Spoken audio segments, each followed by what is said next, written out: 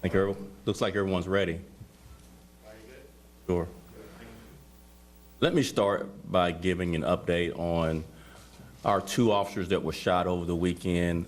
One officer that was shot, who was shot in the shoulder where the bullet went in and out, has been treated and released. It's back home recovering still. The second officer, who was shot a couple of times, one bullet went across his upper torso and another bullet went hit his arm. He is still being treated in the hospital for either more tests and or surgeries in order to get him back up on his feet and back home for further recovery. Chief of Detectives Brendan Dinahan will give you an update after I finish my remarks on the investigation of the shooting. So that two officers that were shot brings the total number of officers shot to 41. Shot at 41. Let me repeat that. There were 41 officers shot at so far this year. 10 were shot. So another way to say that is 51 officers were shot at or shot this year in Chicago. Chicago police officers. 51 shot at or shot so far this year. 10 shot. A total number of 126 guns were recovered this weekend.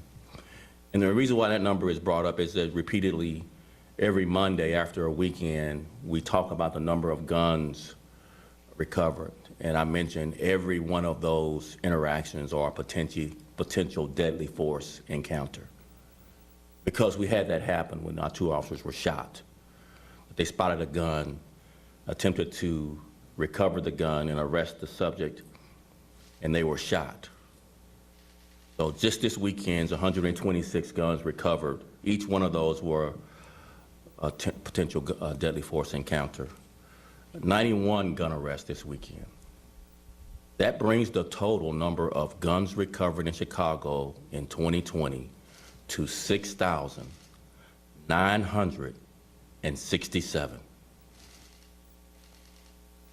Total number of guns recovered in Chicago so far this year by Chicago police officers is 6,967. Every one of those 6,967 guns recovered are a potential deadly force encounter.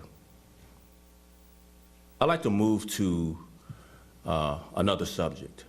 So the two officers shot were part of a team of officers that we convened this year to fight or reduce violent crime, the Summer Mobile team that works with our community safety team. So it's a combination of two teams merged together for one big citywide team, primarily deployed on the south and west sides to address the violence we've seen this summer.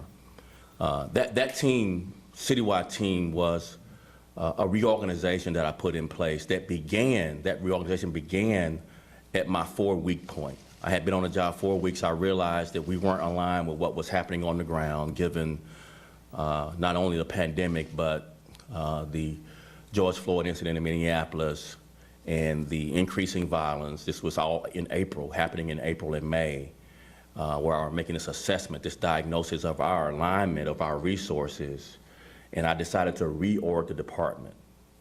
That reorganization was in full effect, fully implemented, last part of July. And since then, it's been about 6 weeks. Murders are down compared to the previous 6 weeks before they were created, 50%. And shootings are down 15%. I'm gonna say that again. I was on the job 4 weeks, decided that our alignment was not appropriate for the level of not only the restrictions on COVID, but also the civil unrest associated with the George Floyd incident and the increasing violence as it relates to what's happened in protests. So we reorged the department that was in full effect with a citywide team on the south side and west sides and a critical incident response team in our downtown. Those were new teams created in response to what was happening on the ground, different from the reorganization that had taken place before my tenure started. And since that reorganization, murders are down 50% compared to the previous 6 weeks. So it's been in place for 6 weeks. So the 6 weeks since these teams have been created, and the previous 6 weeks, murders are down 50% and shootings are down 15%. Overall crime this year is down 19% in Chicago for 2020. Overall crime is down 19% so far this year in Chicago. Our clearance rates for our homicides are over 40%. Have some room to improve, but that's a significant improvement. Our weekend murders, we had 10 murders over the weekend and 42 shootings with 52 shooting victims. And now I'll bring up Chief of Detective Brendan Dinahan for remarks on the shooting of our 2 officers for an update on that investigation. Brendan.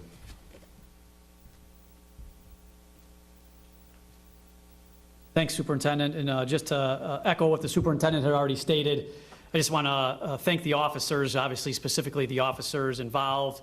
The one officer, as the Superintendent mentioned, is already home resting. The other officer is still in the hospital after undergoing one surgery. But I want to thank the officers and their team and the detectives and everybody involved who actually brought this case to a conclusion. So the defendant in this case is Jeffron Williams, or Rashad Williams, and he's charged with 7 counts of attempt murder. I believe everybody knows the basic information, but the officers assigned to the citywide team that the superintendent was speaking of, they went to perform a traffic stop on this vehicle, and the vehicle, basically the officers had to turn around to kind of, they were going to perform the traffic stop on the car.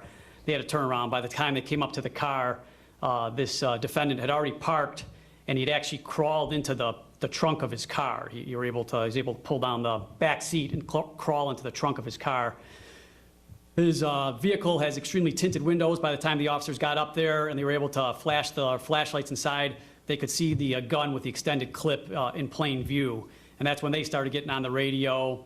And all this is on their body-worn cameras are all activated. So I was able to review some of the video myself, which I'm sure will be pushed out later. But the officers are stating that they can see the gun. And at that point, the defendant starts crawling back out of the back seat and towards the front seat where the gun is. That's when things escalate. The officers have to make a split-second decision. He's near the gun. He's not complying. He's refusing to come out of the car. He's extremely close to the gun. That's when they have to break the window and remove him from the car. At that time, he does have the gun on him. He's still not complying. He's not giving up his hands. The officers are trying to arrest him, trying to grab his hands. As you can imagine how chaotic it is. It's super, super fast. As they roll him over, that's when he starts shooting. And we have the 2 officers shot, and at that point, then other officers return fire as the defendant is trying to make his escape, and he is placed into custody, and the gun is recovered. So that's the basics of what occurred, and just want to thank the officers. Once again, they did an amazing job, and split-second decisions on what they need to do to protect their own safety, but also the safety of the community. So they did an excellent job, and let's just hope that the officer who was struck, he had some, as the superintendent mentioned, he had some damage to his lung and to his colon. So, he has a long way of recovery ahead of him. So please keep him and his family in your prayers. And that is all I have right now. I'm going to turn it over to Malcolm Crawford, who is the Austin African American Business Network Association. And then we could take some questions after that. Malcolm? Hello, everyone. So I'm here today because 2 public servants who we've asked to do a job could have lost their lives due to this senseless gun violence. And in an area that I love, the West Side, the Lawndale community, and the Austin community, And we're looking to continue the greatness of those communities. And, you know, we get sometimes Austin gets a bad rap, Lawndale gets a bad rap, and sometimes the officers get a bad rap. But this is the time for us to continue working together, continue building relationships. We've started some wonderful partnerships, and we're going to keep on working together, the police department and the community, because there's some great work happening. And just as the superintendent just spoke about, there's some great work and things happening in our community. Thank you. I'll take questions. Superintendent Yes. Brown, I noticed on Sunday you guys had what seemed like a rare 4 a.m. Sunday morning press conference. I can't help but wonder, was that because of kind of the climate we're in, where things are at an all-time high? Misinformation we have seen has spread, it tends to spread very quickly on social media. Was that in order to kind of get in front of that? The timing just did seem a little different than we've seen before. Yeah, that is purposeful, that we're trying as best we can to convey as many facts as early as we can to the public. And again, it speaks to rumors and misinformation that we have seen, not just in Chicago, but across the country, spark unrest and other, destructive behaviors. And we much rather have the facts for everyone to digest and come to their own conclusions, but none of that justifies criminal behavior. But again, we're just trying to speak to being transparent as quickly as we can. And along that note, I know that we just heard about the body camera footage that I think you said should be released sometime soon. Will that be released today? I mean, obviously we're seeing a lot of questions. I've seen some family members of the defendant, negating what was alleged yesterday. So is that body camera footage going to be put out today? We obviously had early conversations about how soon should we put out body camera footage, not just for this particular shooting. That's done in coordination with COPA, who is in charge of the shooting investigation. We have talked with COPA about this particular issue, particularly as it relates to more recent outcomes where misinformation likely caused negative sentiment toward the police, and we're trying to build trust. So the sooner we can get the body camera out, I'm more inclined to get it out sooner rather than later. I'll let COPA, comment on their thoughts, but I would much rather have it out as soon as we're able to get all of the evidence of the body cam footage. Usually it takes some time to go through every body cam that caught parts of the scene. But as soon as we have that comprehensive video review, I want to put it out soon. But I have to do that in coordination with COPA. But at some point, if we sense that the public is reacting negatively based on misinformation and looting, we'll make that call. Superintendent, on the Morgan Park shooting at the Pancake House, I was wondering if you have any more details you can share about the man who was killed, and possibly if you could confirm if he was a high-ranking gang member who had a bounty on his head, which led to that shooting. I'll let Chief of Detectives Dinahan update that for you. Brent. So obviously, as you know, I mean, we're less than 24 hours, so that's a pretty active and ongoing investigation right now. So I'm not going to comment. The victim was targeted. He was 100% targeted. They stood over and shot him after they originally shot. But I don't have his full background. I'm not going to comment on where he's at in a gang structure or anything like that. We have a couple different motives that we're looking at. Nothing that I'm comfortable giving out to the public right now because it's not secured.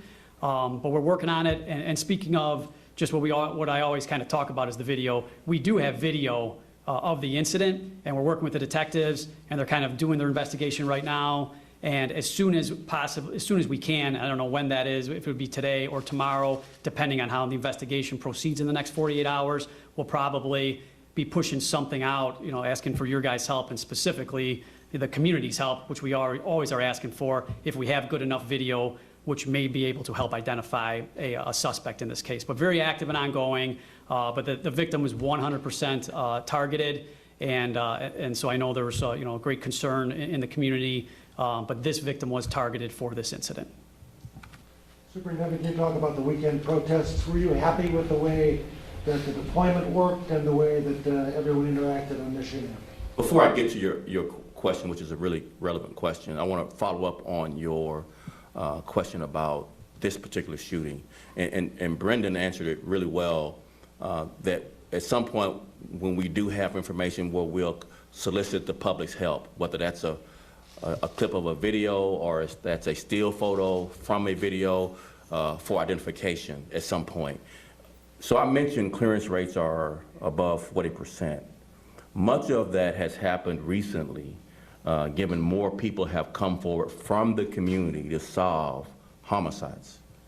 And I just wanted to thank the community for coming forward and to encourage the community to continue coming forward to bring these violent offenders to justice. So I just wanted to give a thumbs up to the community for coming forward much more recently to solve some homicides and to encourage them to continue to come forward. Now, regarding the protests this weekend, we obviously had a lot of preparation as it relates to the Magma protest. It didn't get the numbers that was solicited, and we, again, are cognizant of likely in most protests there may be embedded violent agitators or others who might want to loot.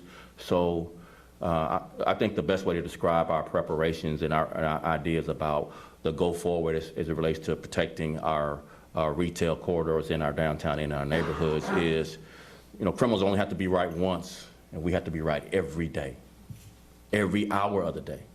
We just can't let our guard down for a moment. Criminals can probe and prod for the weakest parts of the day, whether that's 2 in the morning, 4 in the morning. And so our strategy is to be prepared for 24 hours a day, 7 days a week in all of our retail corridors, and to practice that preparation, to get a sense of confidence not only internally, but to show that sense of confidence to not only our business community, but to our residents, that we are prepared and we are not letting our guard down, regardless of whether a protest proceeds peacefully on Saturday or not, that we'll continue to do everything we can. And I'll go back to this message. For anyone questioning the commitment and dedication of our police department and our officers, 51 officers were shot this year. 10 were, those shots were hits. We've taken 6,900 guns off the street. You should not question the commitment, dedication, bravery, or courage of Chicago Police Department. Our officers are doing their job, and they're doing it in a way we should all be proud of. Any other questions? Superintendent, Yes. so this, looking back to the incident in Inglewood a couple weeks back, this is the second time the new summer patrol unit has been involved in some sort of shooting. Are there changes that you think need to be made to the program? Violent offenders need to be kept in jail longer. Next question. Superintendent, does CPD have any reason to believe that police have been or are currently being targeted for harm by Chicago gangs in any organized ways? If that is the case, what are officers being told to do that is any different than usual precautions? I think a better answer would be violent offenders have acted with impunity much more than we've seen in the past so far this year. Whether they're associated with a gang or not, we've seen increasing violence throughout, shooting babies and kids with impunity, with no regard for innocent bystanders.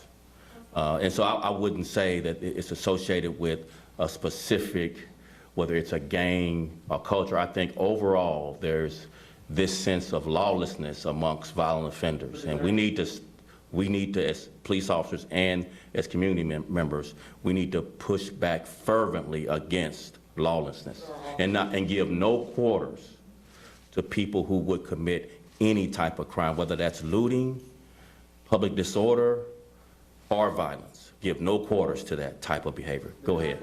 Is there any suggestion that police are at a high risk right now being targeted, and whether it's gangs or other groups, is there any intelligence suggesting that to your team and our officers being warned? I think it's bigger than a suggestion. I think 51 officers being shot at or shot in 1 year, I think that quadruples any previous year in Chicago's history.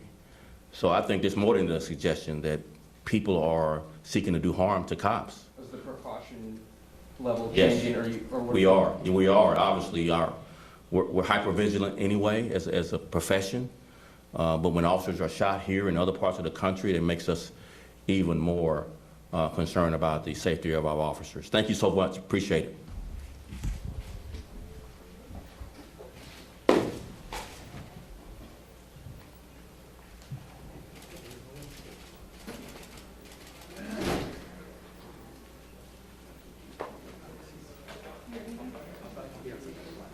Oh, okay.